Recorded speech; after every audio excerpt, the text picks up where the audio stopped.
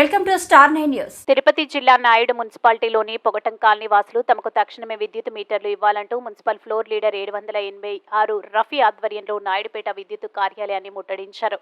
గత 15 సంవత్సరాలుగా పొగటం కాలనీలో నివాసాలు ఏర్పరచుకుని విద్యుత్ మీటర్ లేక అంధకారంలో బ్రతుకులు వెళ్లదీస్తున్నామని కాలనీవాసులు ఆవేదన వ్యక్తం చేశారు. తమ సమస్యలు జిల్లా అధికారులకు తెలియజేయడంతో జిల్లా అధికారులు వెబ్సైట్లో అప్లై చేసుకోమని చెప్పి ఇప్పుడు ఆ డేటాని కాస్త ప్రైవేట్ వ్యక్తుల చేతుల్లో పెట్టి కోర్టు నుండి నోటీసులు పంపించారని ఎద్దేవా చేశారు. మీటర్లు ఇచ్చేంత వరకు విద్యుత్ కార్యాలయం నుండి వెళ్లబోయేదే లేదని భీష్మించుకు కూర్చున్నారు. కాగా సంబంధిత కాలనీపై విద్యుత్ మీటర్లు ఇవ్వొద్దంటూ కోర్టు నుండి స్టే వచ్చినట్లు విద్యుత్ శాఖ అధికారులు తెలిపారు. ఆయన ఏం డాక్యుమెంట్ సబ్మిట్ చేస్తాను ఇచ్చో నీకు మాత్రం ఒక చట్టం, ఇన్ని మనిషికి ఇన్ని చట్టాలు ఉంటాయా? మీరే చెప్పండి. మాకు మీటర్లు కావాలి సార్, మాకు సరి మేము ఇండియన్ బాండ్లతో అప్లై చేసాం. మీరు అధికారులు చెప్పితేనే మేము అప్లై చేసాము. మాకు న్యాయం చేసేదాకా మేము నుంచి కదలం. ఏమంటే ఇక్కడ డేటా ఎట్ట దొంగతనం, పబ్లిక్ డేటా ఎట్ట దొంగతనం అయిందంటున్నా నేను. పబ్లిక్ డేటా నాయుడుపేటలో స్థానిక ప్రజల డేటా అంతా కూడా ఈడ కరెంట్ ఆఫీసులు అమ్మేస్తున్నారా? నాకు ఈ సమాధానం నాకు చెప్పాలి. మీరు పేద ప్రజలంతా రోడ్ల మీద పడతా బిడ్డలు వేసుకొని దోమల కాడ కుట్టించుకుంటా ఎంత దారుణ వ్యవస్థలో ఉన్నారు.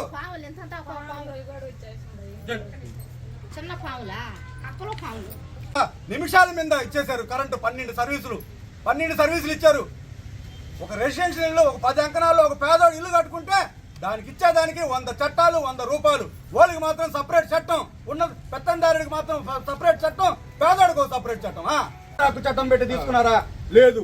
మీకు సమాచార హక్కు చట్టం పెట్టకుండా తీసుకోకుండా మీ ఆఫీస్ నుంచి డేటా ఎట్టబోద్ది.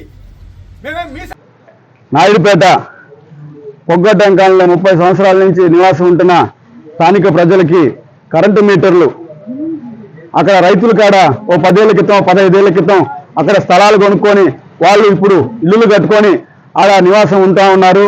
వాళ్ళకి మీటర్లు కరెంటు సర్వీస్ లేకుండా కరెంట్ డిపార్ట్మెంట్ చుట్టూ తిప్పించుకుంటున్నారు. తర్వాత మన ప్రీతమ నాయకులు Peddireddy current department minister Peddireddy Ramachandra Reddy గారికి ఇలాక బాధలు తెలియజేయడం ఆయన దృష్టికి తీసుకోపోవడం జరిగింది. ఆయన ఎస్సీ గారికి అర్జీ ఇస్తే ఎస్సీ గారికి రెఫర్ చేసి ఇమీడియట్గా వాళ్ళకి ఇండియన్ కరెంట్ సర్వీసులు ఇవ్వమని చెప్పడం జరిగింది. వెబ్సైట్లో బుక్ చేసుకోమన్నాడు. వెబ్సైట్లో బుక్ చేసుకున్న తర్వాత మేము బేస్తవారం రోజు వెళ్ళి ఎస్సీ గారికి లెటర్ ఇస్తే ఆయన అక్కడే వెబ్సైట్లో బుక్ చేసుకోమంటే మేము ఒక 12 మంది ఆ రోజు బాండ్లు ఉన్న వారి వరకు ఒక 12 మంది అప్లై చేసుకోవడం జరిగింది. చేసుకున్న వెంటనే ఆ డేటాని మరుసటి రోజే వేరే వాళ్ళకి కరెంట్ డిపార్ట్మెంట్ పెత్తందారులకు ఇచ్చేయడం జరిగింది, అమ్మేయడం జరిగింది.